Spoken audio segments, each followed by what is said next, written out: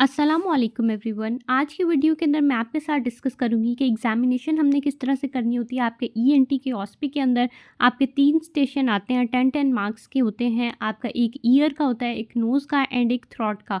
वो short cases कहलाते हैं। तो आज की वीडियो के अंदर मैं आपको बताऊँगी कि किस तरह से आपने बहुत अच्छी एग्जामिनेशन करनी है कि आपके फुल मार्क्स आएँ, और कौन सी ऐसी चीज़ें हैं जो आपने नहीं करनी जो आपके मार्क्स का डिडक्शन करवा सकती हैं। ठीक हो गया। तो सबसे पहले हम स्टार्ट करते हैं जी अपनी ईयर की जो हमारी एग्जामिनेशन है उसको। तो सबसे पहले आपने क्या करना है, आपने इंट्रोडक्शन कराना होता है, इंट्रोडक्शन कर लेना है। देन उसके बाद क्या करनी होती है, आपने उस पेशेंट से कॉन्सेंट लेनी है। उसके बाद आपने इंस्पेक्शन करनी होती है, आपने पाल्पेशन करनी है, आपने एग्जामिनेशन करनी है विदाउट इंस्ट्रूमेंट। देन आपने करनी है एक्सटर्नल ऑडिटरी कैनाल की examination with the ear speculum यानी विद द इंस्ट्रूमेंट करनी है। देन आपने टिम्पैनिक मेम्ब्रेन को देखना है, वेल्सेवा मैन्यूवर कराना है, फिस्चूला टेस्ट कराना है, परफोरेशन चेक करनी है, फेशियल नर्व देखनी है, वेस्टिबुलोकॉक्लियर नर्व देखनी है, आपने सेरिबेलम देखना है, सर्वाइकल लिम्फ नोड्स को एग्जामिन करना है। लास्ट में आपने थैंक यू ज़रूर करना है पेशेंट को।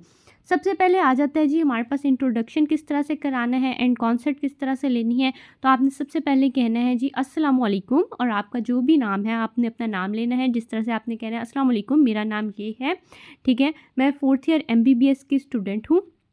मैं आपका कान का मुआयना करना चाहती हूँ, और इसके अंदर मुआयने के दौरान आपको कोई तकलीफ़ नहीं होगी। उम्मीद करती हूँ आप ताउन करेंगे। इस तरह से आपने अपनी कॉन्सेंट लेनी है। उसके बाद आपने स्टार्ट करनी है जी अपनी इंस्पेक्शन। इंस्पेक्शन का जो प्रोसीजर, हाँ, एक और बहुत इंपॉर्टेंट बात जो रह गई थी वो ये थी कि अगर तो पेशेंट आपको कॉन्सेंट दे देता है, यस कहता है, तो आपने इंस्पेक्शन स्टार्ट करनी है। लेकिन अगर तो वो नो कहता है तो आपने कुछ नहीं करना, आपने उसको हाथ भी नहीं लगाना। आपने अपने एग्जामिनर को बता देना है कि पेशेंट जो है वो कोऑपरेटिव नहीं है और पेशेंट अपनी एग्जामिनेशन नहीं करवाना चाहता। क्योंकि बाज़ औक़ात जो हमारे एग्जामिनर्स होते हैं उन्होंने आपकी स्किल्स को चेक करने के लिए उन्होंने पेशेंट को पहले से कहा होता है कि आपने नो कहना है। तो अगर आप नो के बावजूद भी एग्जामिनेशन स्टार्ट कर लेते हैं तो उस स्टेशन पर आपका 0 मार्क्स लगता है। तो आपने इस बात का भी ज़रूर ख्याल रखना है। देन आ जाती है जी आपके पास इंस्पेक्शन। तो इंस्पेक्शन आपने किस तरह से करनी है, आपने एग्जामिन करना है जी। अभी आपने हाथ वगैरह कुछ नहीं लगाना, आपने जस्ट एग्जामिन करना है अपने पिन्ना को। आपने देखना है कि पिन्ना की शेप ठीक है, एनोशिया, माइक्रोशिया या मैक्रोशिया तो नहीं है। आपने साइज़ देखना है, कॉलीफ्लावर ईयर तो नहीं है। आपने सिमेट्री देखनी है, कोई बैट ईयर या लो सेट ईयर तो नहीं है। देन आपने कोई इन्फ्लामेशन, नियोप्लाज्म, कोई अल्सर वगैरह तो नहीं है। आपने प्री ऑरिकुलर साइनस को चेक करना है, रेडनेस, कोई बॉयल, कोई डिस्चार्ज है, वैक्स, म्यूकोइड या म्यूकोप्यूरुलेंट या प्यूरुलेंट या हेमोरेजिक, या आपके पास वाटरी डिस्चार्ज तो प्रेजेंट नहीं है आपका ईयर के अंदर।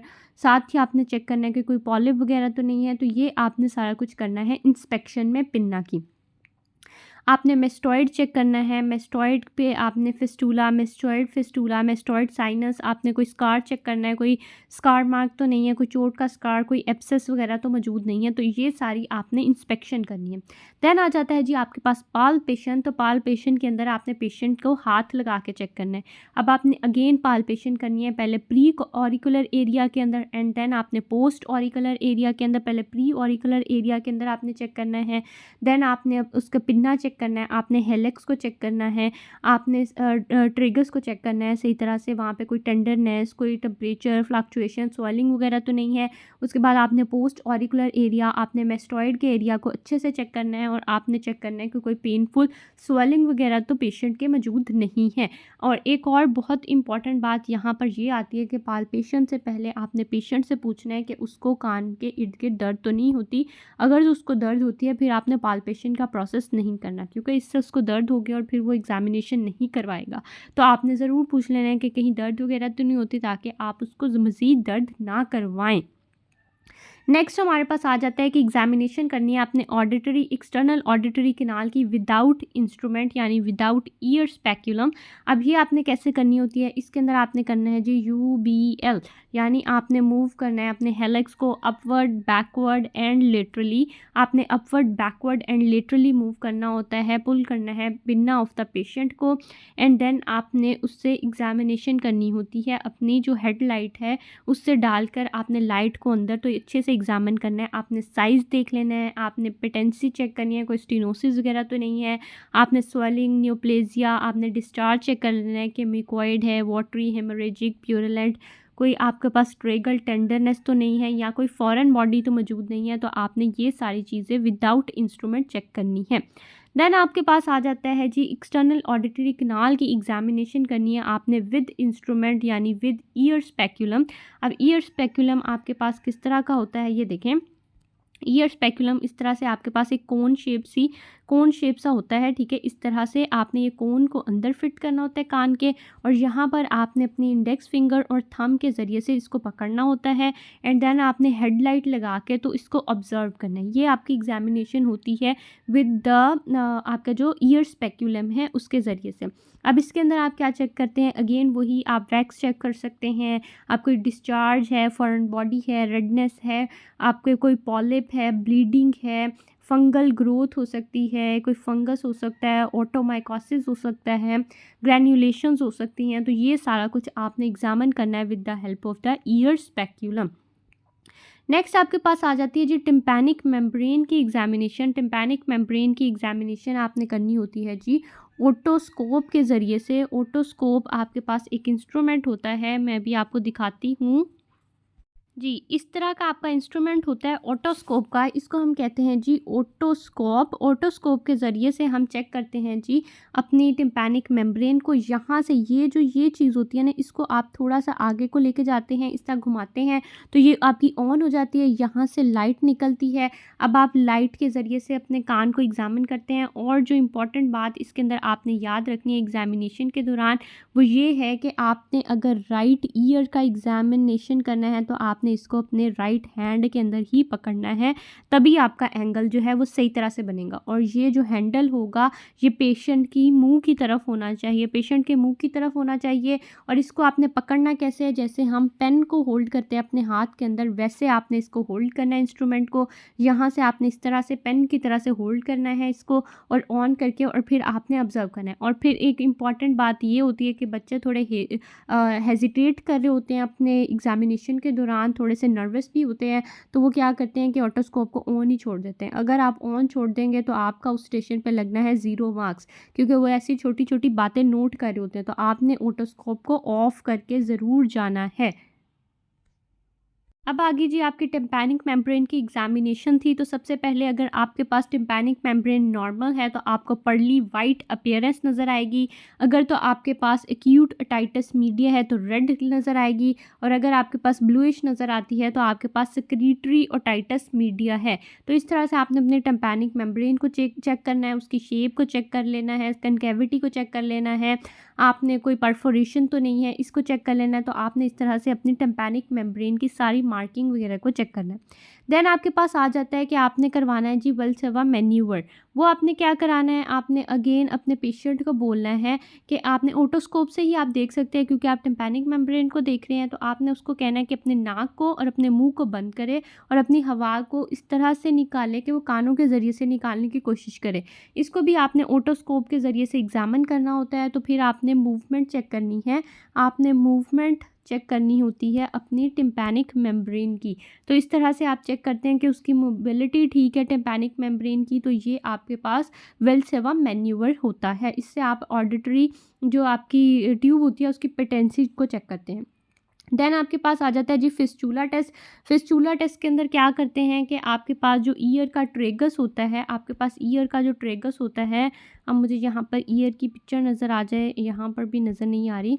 अच्छा, मैं आपको बाद में दिखाती हूँ कि ट्रेगस कहाँ पे होता है। आपका जो ईयर का ट्रेगस होता है वहाँ पर आपने क्या करना है, पुश करना है, आपने प्रेशर क्रिएट करना है। आपने पहले 2 बार हल्का हल्का पुश करना है ट्रेगस को, ठीक है। इस तरह से आपका कान होता है ना, ये आपका कान है, ये ऑडिटरी कैनाल है, यहाँ वाला जो पार्ट होता है थोड़ा सा बल्जिंग सा, आपने वहाँ पर प्रेस करना है। पहले 1 बार प्रेस करना है, फिर 2 बार हल्का, फिर तीसरी बार थोड़ा ज़ोर से आपने प्रेस करना है। तो आपने चेक करना है कि पेशेंट को निस्टैग्मस या वर्टाइगो तो नहीं हो रहा, प्रेशर चेंज की वजह से, वहाँ पर प्रेशर प्रोड्यूस होने की वजह से। या आप इसके लिए सिजल स्पेक्यूलम को भी इस्तेमाल कर सकते हैं, लेकिन हम मोस्ट कॉमनली सिजल स्पेक्यूलम का इस्तेमाल नहीं करते, हम जस्ट ट्रेगस के ऊपर प्रेशर से ही इसको चेक करते हैं। अगर तो ये आपके पास नहीं होता तो ये नॉर्मल है, और अगर हो जाता है तो आपके पास क्लेस्टोटोमा प्रेजेंट हो सकता है। इस तरह की कंडीशन आपके पास प्रेजेंट मिनियर्स डिजीज़ हो सकती है, कोई आपके पास सिफिलिस कंजेनिटल सिफिलिस हो सकता है। इस तरह के आपके पास कंडीशंस प्रेजेंट हो सकती हैं। आप अपनी टिम्पैनिक मेम्ब्रेन की परफोरेशन को भी चेक कर सकते हैं कि साइट कहाँ पे है, साइज़ कैसा है, शेप कैसी है, मार्जिनल है या सेंट्रल है, टोटल सब टोटल परफोरेशन को चेक कर सकते हैं। तो ये एज़ सच हमारे नहीं करवाया जाता, लेकिन आप कर सकते हैं। ये प्रैक्टिकल में हम एज़ सच परफॉर्म नहीं करते। आपकी परमानेंट परफोरेशन हो सकती है कि अगर इन्फेक्शन की वजह से और ट्रॉमा की वजह से है तो टेम्परेरी परफोरेशन होगी। ये आप छोड़ देंगे। उसके बाद आपके पास आ जाती है जी फेशियल नर्व की एग्जामिनेशन। तो ये आपने ज़रूर करनी है अपनी एग्जामिनेशन के दौरान। तो इसमें आपने क्या करना है, अपने पेशेंट को कहना है कि अपना सर सीधा रखें और ऊपर देखने की कोशिश करें, अपनी छत की तरफ देखने की कोशिश करें, ताकि उसके माथे पर रिंकल्स पड़ जाएँ, यानी उसके फोरहेड पर रिंकल पैदा हो जाएँ। तो that is for the facial nerve. Facial nerve check करेंगे, आप नेज़ोलिबियल फोल्ड चेक कर सकते हैं। साथ ही आप चेक कर सकते हैं कि उसके कोई साइड में कोई रिंकल्स आपने चेक कर लिए। उसके बाद आपके पास एपिफोरा नज़र आ सकता है। उसकी आँख को आप उसको कहेंगे बंद करें और उसको खोलने की कोशिश करेंगे। इस तरह से आप आई क्लोज़ टेस्ट करा सकते हैं। फिर उसके बाद उसको कहेंगे हवा मुँह में भरें। आप blow year in the mouth करवा सकते हैं। उसके बाद आप उसको कहेंगे अपने दाँत दिखाएँ, जिस तरह से ऐसे दाँत शो करते हैं, तो that is for the facial nerve. और साथ ही आप उसको कहेंगे कि व्हिसल बजाए, यानी सीटी बजा के दिखाए। तो ये भी आपकी फेशियल नर्व की एग्जामिनेशन में आएगा। नेक्स्ट आपके पास आ जाता है जी वेस्टिबुलर कॉक्लियर नर्व की एग्जामिनेशन। तो सबसे पहले आपके पास आ जाता है जी रोमबर्ग टेस्ट।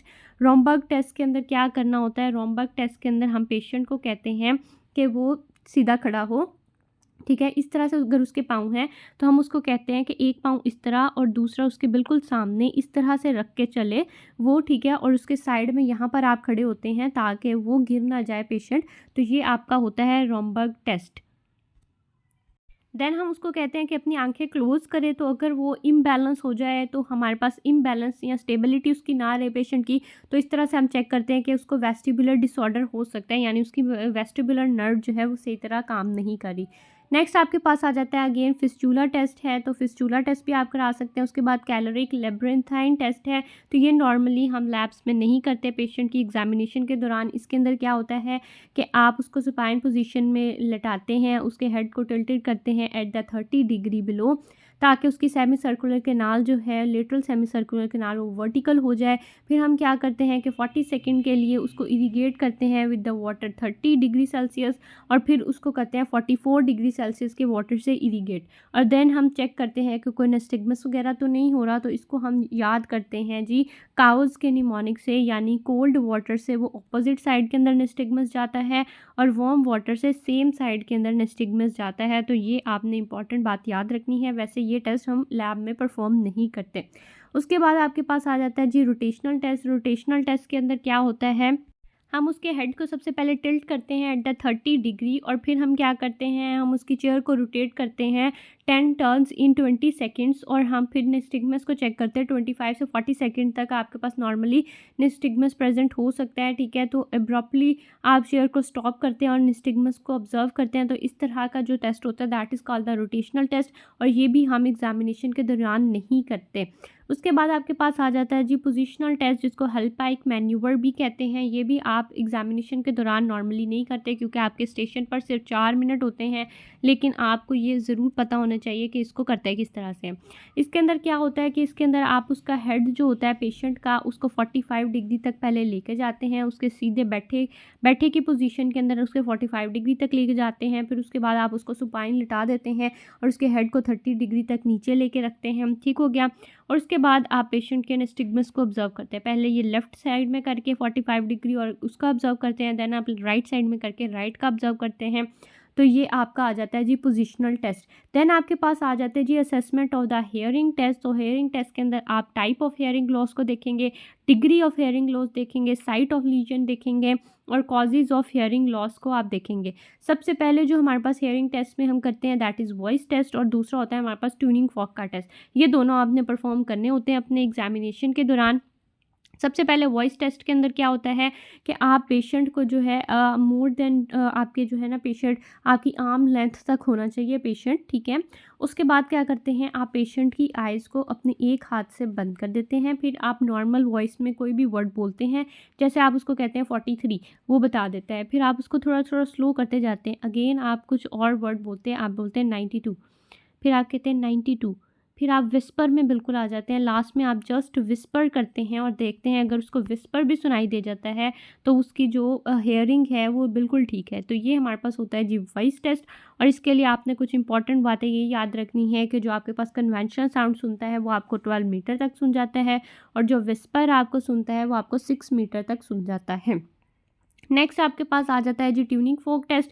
इसके लिए जो आइडियल हमारे पास ट्यूनिंग फोक होता है, यानी जो हम कॉमनली इस्तेमाल करते हैं, वो 512 हर्ट्ज़ का होता है। इसके अंदर सबसे पहले आ जाता है जी रीनीज़ टेस्ट। रीनीज़ टेस्ट के अंदर क्या होता है कि आप अपने जो ट्यूनिंग फोक होता है उसको अपनी एल्बो पर या अपनी नी पर कहीं भी टैप करके उसको वाइब्रेट करते हैं। देन आप उसको पेशेंट के कान के पास लाते हैं और उसको कहते हैं कि उसको आवाज़ सुनाई दे रही है। जब तक उसको सुनाई दे रही है, जब नहीं सुनाई दे तो वो हाथ खड़ा करें या उंगली खड़ी करें। जैसे ही वो उंगली खड़ी करता है तो आप उसके पीछे यहाँ पर उसके मेस्टॉइड के ऊपर रख देते हैं उसी ट्यूनिंग फोक को, और उसको कहते हैं कि जब तक सुनाई दे और उसके बाद छोड़ दें। इस तरह से आप चेक करते हैं कि उसकी ये एयर कंडक्शन है और ये बोन कंडक्शन है। तो आप चेक करते हैं कि ईयर कंडक्शन ज़्यादा है या बोन कंडक्शन ज़्यादा है, उसको बोन वाली जगह पर ज़्यादा सुनाई दे रहा था या ईयर वाली जगह पर ज़्यादा सुनाई दे रहा है। तो ये आप उससे पूछ लेते हैं नॉर्मली। ठीक हो गया। इसके अंदर जो हमारे पास होता है नॉर्मली आपके पास होती है जी एयर कंडक्शन जो होती है वो मोर होती है देन द बोन कंडक्शन। तो air conduction is more than the bone conduction. तो ये आपके पास नॉर्मल केस में भी होता है और आपके पास सेंसरी न्यूरल डेफनेस के अंदर भी होता है। इसके अंदर हम कहते हैं जी रेनिस टेस्ट आपके पास पॉजिटिव है। जो रेनिस टेस्ट आपके पास नेगेटिव होता है उसके अंदर आपके पास बोन कंडक्शन जो है वो ज़्यादा होती है देन द एयर कंडक्शन, और ये आपके पास कंडक्टिव हियरिंग लॉस के अंदर होता है और इसके अंदर आपके पास रेनिस टेस्ट नेगेटिव आता है। तो ये आपने कुछ इंपॉर्टेंट बातें याद रखनी है फॉर द रेनिस टेस्ट। देन आपके पास आ जाता है जी वेबर्स टेस्ट। वेबर्स टेस्ट के अंदर क्या होता है कि आप पेशेंट के एक कान को दूसरे के साथ कंपेयर करते हैं। इसमें क्या करते हैं, आप ट्यूनिंग फोक को अगेन टैप करते हैं अपनी एल्बो पर, ठीक है, और उसको उसके वर्टेक्स के ऊपर रख देते हैं। आप पेशेंट के वर्टेक्स के ऊपर उसको रख देते हैं। फिर उसको कहते हैं कि आपने बताना है कि दोनों कानों में सेम सुनाई दे रहा है या दोनों में से किस में ज़्यादा सुनाई दे रहा है। तो वो फिर आपको बताता है कि सेंट्रलाइज्ड है या उसको लेटरलाइज्ड सुनाई दे रहा है। तो ये आपने देखना है, अगर सेंट्रलाइज्ड होगा तो वो आपके पास नॉर्मल है, अगर तो वो लेटरलाइज्ड हो जाएगा टूवर्ड्स द हेल्दी ईयर तो ये आपके पास सेंसरी न्यूरल हेयरिंग लॉस होगा, और अगर वो इफेक्टेड ईयर की तरफ चल जाएगा तो ये कंडक्टिव हेयरिंग लॉस होगा। तो ये आपने उसकी रिजल्ट्स जो हैं वो याद रखने हैं। ये आपके शॉर्ट क्वेश्चन में भी जो लिखने वाला स्टेशन होता है वहाँ पर भी आ जाते होते हैं। देन आ जाता है जी आपके पास बोन कंडक्शन, जो एब्सोल्यूट बोन कंडक्शन है। इसके अंदर आप क्या करते हैं, आप पेशेंट की बोन कंडक्शन को अपनी बोन कंडक्शन के साथ एग्जामिन करते हैं। आप उसकी ट्यूनिंग फोक को वाइब्रेट करते हैं और उसके मेस्टॉइड प्रोसेस के ऊपर पेशेंट के रख देते हैं और उसको कहते हैं जब सुनाई देना बंद हो जाए तो वो आपको बताए। जैसे ही वो आपको बताएगा आप अपने मेस्टॉइड पर रख के देखते हैं, तो अगर आपको सुनाई दे रहा हो तो इसका मतलब ये है कि आपकी बोन कंडक्शन जो है वो ज़्यादा है, आपकी बोन कंडक्शन जो है वो ज़्यादा है than that of the patient. और अगर इक्वली सुनाई दे तब वो नॉर्मल है। तो आपकी इक्वल ड्यूरेशन जो है हेयरिंग की बोन कंडक्शन की जो आपकी एग्जामिनर और पेशेंट की होगी तो वो आपके पास नॉर्मल केस में हो सकती है, साथ ही साथ आपके पास कंडक्टिव हेयरिंग लॉस में भी हो सकती है, यानी कंडक्टिव डेफनेस में हो सकती है। लेकिन आपकी जो रिड्यूस्ड होगी यानी आपको ज़्यादा सुनाई देगा as compare to the that of the patient, यानी पेशेंट को पहले ही बंद हो जाएगा सुनाई देना और आपको बाद में भी सुनाई दे रहा होगा, तो वो सेंसरी न्यूरल हेयरिंग लॉस के अंदर होगा। नेक्स्ट जो आपके पास टेस्ट आता है दैट इज़ स्वेचवे-बेक्स टेस्ट। इसके अंदर क्या होता है, इसके अंदर भी आप बोन कंडक्शन को एग्जामिन करते हैं of the patient with that of the examiner. Same होता है आपके पास एब्सोल्यूट बोन कंडक्शन की तरह, लेकिन एब्सोल्यूट बोन कंडक्शन के अंदर हम जो उसकी एक्सटर्नल ऑडिटरी कैनाल होती है उसको एक्लूड करते हैं बाय प्रेसिंग द ट्रेगस। हम ट्रेगस को प्रेस करके उसकी जो दूसरी कैनाल होती है एक्सटर्नल ऑडिटरी कैनाल दूसरे कान की, तो उसको हम बंद कर देते हैं। लेकिन इसके अंदर हम वो केस नहीं करते। और इसके अंदर क्या होता है कि अगर तो वो आपको आपका जो एग्जामिनर है उसको ज़्यादा देर तक सुनाई दे रहा है तो ये आपके पास सेंसरी हियरिंग लॉस है, जिस तरह से हमने एब्सोल्यूट बोन कंडक्शन के अंदर पढ़ा था। लेकिन इसकी कंडक्टिव के अंदर क्या होता है कि पेशेंट को ज़्यादा देर तक सुनाई दे रहा है, तो दैट इज़ आपके पास नॉर्मल से ज़्यादा देर सुनाई दे रहा है, तो तब ये आपके पास कंडक्टिव डेफनेस को शो करेगा। नेक्स्ट हमारे पास जो टेस्ट आता है वो आता है बिंज टेस्ट। बिंज टेस्ट के अंदर क्या करते हैं, इसके अंदर भी हम बोन कंडक्शन को चेक करते हैं। और एग्ज़ामिन करते हैं, क्या करते हैं हम अक्लूड कर देते हैं ईयर कैनाल को ऑफ द हियरिंग। हम सबसे पहले ट्यूनिंग फोर्क को वाइब्रेट कराते हैं, उसको मेस्टॉइड के ऊपर रखते हैं और ट्रेगस को कभी बंद कर देते हैं, कभी खोल देते हैं, अल्टरनेटिवली क्लोज और ओपन करते हैं। अगर तो बिंज टेस्ट पॉजिटिव होगा तो आपके पास ये नॉर्मल पर्सन में होता है, या आपके पास सेंसरी न्यूरल हियरिंग लॉस में। तो जब आपने एक्सटर्नल ऑडिटरी कैनाल को क्लोज किया होगा, यानी ट्रेगस को बंद किया होगा, प्रेस किया होगा, तो तब आपके पास लाउडर साउंड सुनाई देगा, और जब आप उसको ओपन करेंगे तो सॉफ्टर सुनाई देगा। और नेगेटिव में क्या होगा कि कंडक्टिव हियरिंग डेफनेस होगी, लेकिन इसके अंदर आपको कोई भी चेंज नहीं आएगा। ओपन और क्लोज आपके पास ट्रेगस को करने में आपको सेम ही साउंड की जो है फ्रीक्वेंसी वो सुनाई देगी। देन आपके पास आ जाता है जी एग्जामिनेशन ऑफ द सेरिबेलम। तो इसके अंदर आप फिंगर नोज टेस्ट कराते हैं। आप पेशेंट को कहते हैं अपनी फिंगर को अपनी नोज़ पर लगाए, फिर आपकी फिंगर पर लगाए। ये आपकी फिंगर है, उसको कहते हैं आप पहले अपनी नोज़ पर लगाए, देन आपकी फिंगर पर लगाए, तो ये फिंगर नोज टेस्ट है। देन आप उसको कहते हैं हील शिन टेस्ट कर सकते हैं। इसके अंदर क्या कहते हैं, आप उसको कि अपनी जो एक आपका फुट है उसकी जो शिन है उसको अपनी टांग के ऊपर इस तरह से प्रेस करके देखें, ठीक है, इस तरह से स्लाइड करें, तो ये आपके पास हील एंड शिन टेस्ट होता है। मोस्टली आपके पास जो आप करवाते हैं वो आपके पास फिंगर नोज टेस्ट ही करवाते हैं। देन आपके पास एक गेट टेस्ट भी आता है। गेट टेस्ट के अंदर क्या होता है, गेट टेस्ट के अंदर आप उसके गेट को चेक करते हैं। जब उसको कहते हैं कि क्लोज आई करके मूव करें, और फिर आप चेक करते हैं कि उसका शफलिंग गेट तो नहीं है, उसकी टो वॉकिंग तो नहीं है, फुट स्लैपिंग तो नहीं है, कोई सिजरिंग तो नहीं है, हिप हाइकिंग तो नहीं है। तो आप ये सारा कुछ एग्जामिन करते हैं, उसको स्मूथनेस, उसकी सिमेट्री, उसकी रेगुलर मूवमेंट, उसकी रिथमिसिटी, आप सारा कुछ गेट के अंदर चेक करते हैं। देन आपके पास टंडम वॉकिंग भी करवा सकते हैं आप। ये एज सच हम नहीं करवाते, हम ज़्यादातर जो है सेरिबेलम के लिए फिंगर नोज टेस्ट को ही प्रेफर करते हैं फॉर द एग्जामिनेशन, क्योंकि वहाँ पर आपके पास सिर्फ 4 मिनट होते हैं, आपने सारी एग्जामिनेशन करनी होती है, तो आप सारे एक एक टेस्ट ही परफॉर्म करते हैं। देन आपके पास आ जाता है जी लिम्फ नोड की एग्जामिनेशन। तो ये बहुत इंपॉर्टेंट है, इसकी मैं आपको पिक्चर दिखाती हूँ। देखिए जी, सामने आपने सबसे पहले सबमेंटल लिम्फ नोड्स को चेक करना है, देन आपने सबमैंडिबुलर को करना है, देन आपके पास फेशियल्स आ जाते हैं। फेशियल के बाद आपके पास प्री ऑरिकुलर है, फिर पोस्ट ऑरिकुलर है कान के पीछे, फिर आपके पास यहाँ पर ये गर्दन के बिल्कुल जो आपके साथ यहाँ पर आपको upper, middle and lower deep cervical आ जाते हैं। फिर उसके बाद आपके थोड़े से पीछे जो है पोस्टीरियर सर्वाइकल है, आपके ऊपर क्लेविकल के बिल्कुल सुप्रा क्लेविकुलर है, और बिल्कुल पीछे आपके गर्दन पे ऑक्सीपिटल, यहाँ पर बिल्कुल ऑक्सीपिटल रीजन के अंदर होंगे, तो ये ऑक्सीपिटल है। तो ये सारे आपने एग्जामिनेशन करनी होती है अपने लिम्फ नोड्स की।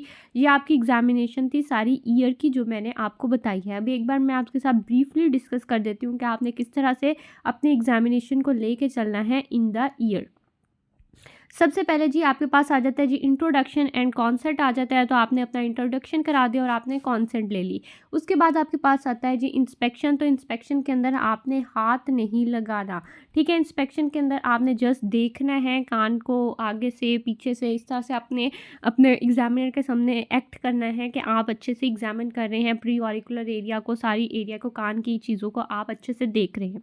उसके बाद आपके पास जो अगला स्टेप आता है दैट इज़ पाल्पेशन। तो पाल्पेशन करके आपने क्या करना है, आपने पाल्पेट करना है अपने प्री ऑरिकुलर एरिया को, आपने पोस्ट ऑरिकुलर एरिया को जो है पाल्पेट करके देखना है। उसके बाद आपने पिन्ना को चेक करना है, आपने ट्रेगस को चेक करना है, आपने एक्सटर्नल ऑडिटरी कैनाल को चेक कर लेना है, आपने पीछे से मेस्टॉइड वाले एरिया को अच्छे से देख लेना है, आपने पाल्पेट करके ये सारी चीज़ों को चेक करना है। अगला स्टेप आपके पास आ जाता है एग्जामिनेशन करनी है आपने एक्सटर्नल ऑडिटरी कैनाल की विदाउट आपने ईयर स्पेकुलम। तो इसके अंदर आपने क्या करना है, अपवर्ड, बैकवर्ड और लेटरली मूव करना है अपने पिन्ना को, ठीक है। हेलिक्स से यहाँ से पकड़ना है और आपने उसको अपवर्ड, बैकवर्ड और लेटरली लेके जाना है, और आपने अंदर एग्जामिन करने की अपनी टॉर्च लाइट जो हेड लाइट आपने लगाई हुई है उसके ज़रिए से अंदर से एग्जामिन करना है।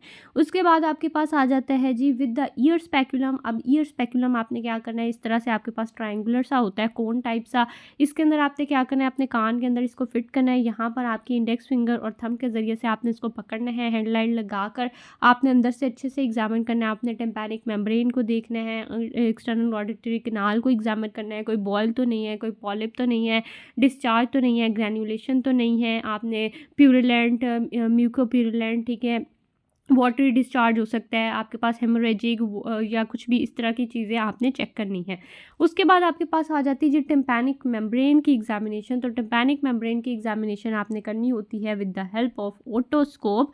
ओटोस्कोप के ज़रिए से आपने एग्जामिन करना है। ओटोस्कोप मैंने आपको बता दिया था कि किस तरह से आपने ऑन करनी है, किस तरह से आपने उसको पकड़ना है और किस तरह से आपने एग्जामिन करनी है। आपने अपने टिम्पैनिक मेम्ब्रेन की परफोरेशन को देख लिया, आपने टिम्पैनिक मेम्ब्रेन की एग्जामिनेशन देख ली कि वो पर्ली वाइट है, अगर तो रेड होगी तो आपके पास एक्यूट ओटाइटिस मीडिया हो सकता है, अगर ब्लूइश होगी तो आपके पास सुपरेटिव ओटाइटिस मीडिया हो सकता है। साथ ही आपने अपने पेशेंट को कहना है कि अपना नाक और अपना मुंह बंद करे और अपने कान के ज़रिए से हवा को निकालने की कोशिश करें। तो आपने उसकी मोबिलिटी को चेक कर लेना है, आपने mobility of the tympanic membrane को चेक करना है वेल्सेवा मैन्यूवर के ज़रिए, परफोरेशन को चेक कर लिया। ये सारे आपने काम कर लिए ऑटोस्कोप के ज़रिए से।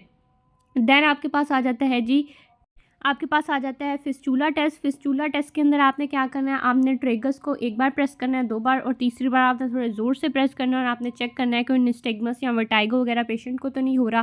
तो आपने फिस्चूला टेस्ट कर लेना है। उसके बाद आपके पास आ जाती है फेशियल नर्व की एग्जामिनेशन। तो फेशियल नर्व की एग्जामिनेशन में आपने पेशेंट को कहना है कि सीधा देखो और अपनी सर सीधा रखेगा, लेकिन वो अपनी आंखों से ऊपर छत की तरफ देखने की कोशिश करे, जिसकी वजह से उसके फोरहेड पर रिंकल पड़ेंगे। तो आप रिंकल चेक करेंगे, आप नेज़ोलिबियल फोल्ड चेक करेंगे, आप उसको कहेंगे कि मुंह में हवा भर के दिखाए, उसको दांत दिखाने का बोलेंगे। साथ ही आप उसको इस तरह की एग्जामिनेशन करवाएंगे कि आपकी फेशियल नर्व आप चेक कर लें, आप उसको कहेंगे विसल बजा के दिखाएं यानी सीटी बजा के दिखाएं। तो ये आपकी सारी एग्जामिनेशन होगी फॉर द फेशियल नर्व। आप आई क्लोज टेस्ट भी करवा सकते हैं इन द फेशियल नर्व। उसके बाद आपके पास आ जाता है जी वेस्टिबुलर कॉक्लियर नर्व।